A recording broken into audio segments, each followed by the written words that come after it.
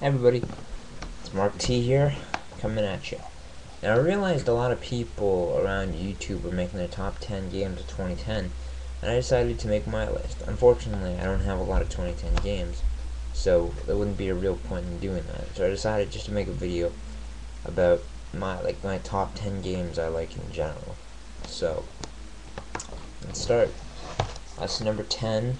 It's Half Minute Hero, one of my favorite games, but is incredibly frustrating. Honestly, I can't even count how many times I wanted to break my PSP in half because this game pissed me off.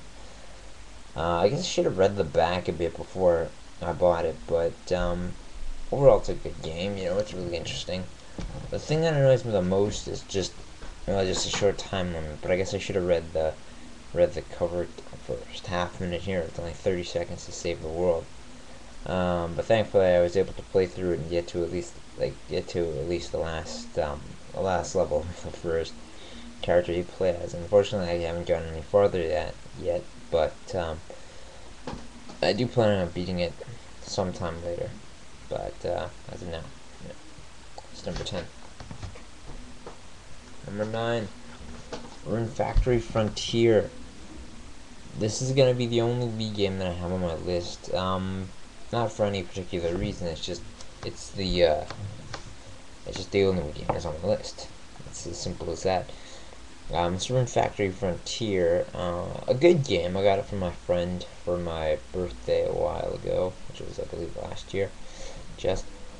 And it's a really fun game. I haven't had that much time to play it, so I can't fully enjoy it. But I do know pretty much what it's about.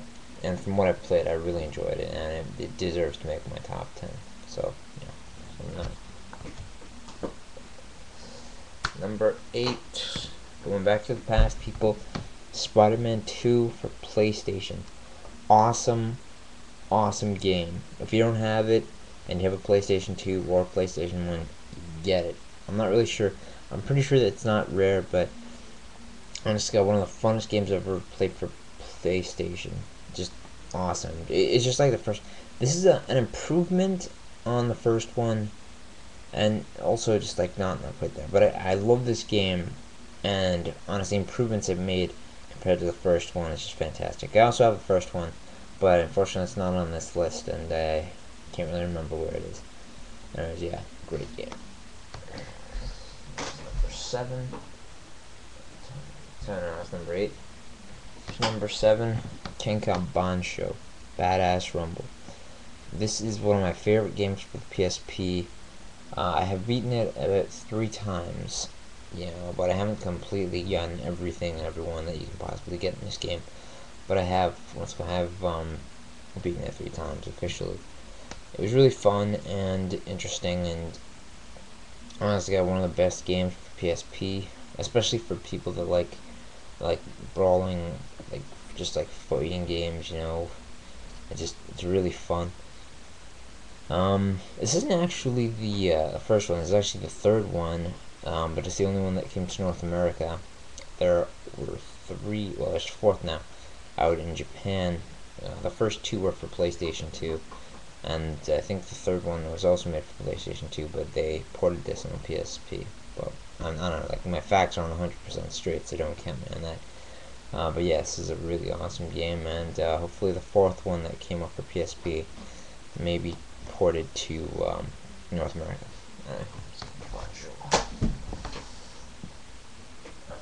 This is number 6. Yeah, this is number 6. Another PlayStation 1 game, Crash Bandicoot Warped. Now, I didn't buy this singularly while it was coming out, because unlike most kids back in the day, they all had their PlayStation 1 with them and stuff. And I actually, ironically, didn't get it until the new systems that started coming out, like the PlayStation 2, the GameCube, and the Xbox. So I ended up getting my PlayStation 1 at the exact time as those new systems were coming out, and unfortunately I kind of fell under the shuffle. Currently I do have a PS2, which is what I play my PS1 games on, but I also do have a PS1 somewhere around here. I'm not necessarily sure where it is right now. But yeah, this is the third, I believe, yeah, the third Crash Bandicoot game. Crash Bandicoot Warped is my favorite Crash Bandicoot game, although I haven't played any of the others except for Crash Bash and Crash Team Racing, and I can't officially like count those as official. Yeah, anyway, this is like the last adventure Crash Bandicoot game made by Naughty Dog, and it's really, really awesome. You know, I've beaten it twice already, and you know it's fun to go back, especially after you've unlocked all the powers for Crash, and just go wild on the levels. Especially when I found out found a really simple way to beat one of the bosses that my brother had never thought of, and it was really fun to show him off. Anyways, let's see.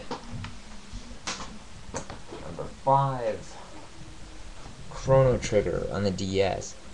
I do have a Super Nintendo. I'm not necessarily sure where it is, and I probably won't be able to find it, so I might have to buy a new one, or if I can find it, I'll play that. But anyways, this is Chrono Trigger. I'd never played the original one on the Super Nintendo. This is actually my own, like, this is my only copy of this game. I've never bought the game on Super Nintendo. I've only played it on emulators and beaten it on emulators. But this game is really awesome. You know, I've never actually played the PlayStation 1 either, which sucks because I didn't even know there was a PlayStation 1 until this one came out. But I like how this one is. I'm guessing this is like the work of all the labor of the people that make Chrono Trigger. You know, it's basically the combination of both, except without the loading. It's called without the stupid loading sequences of the PlayStation 1, and well, on some few changed controls from the Super Nintendo. So yeah, this is a really good game, and 100% deserves to be in there.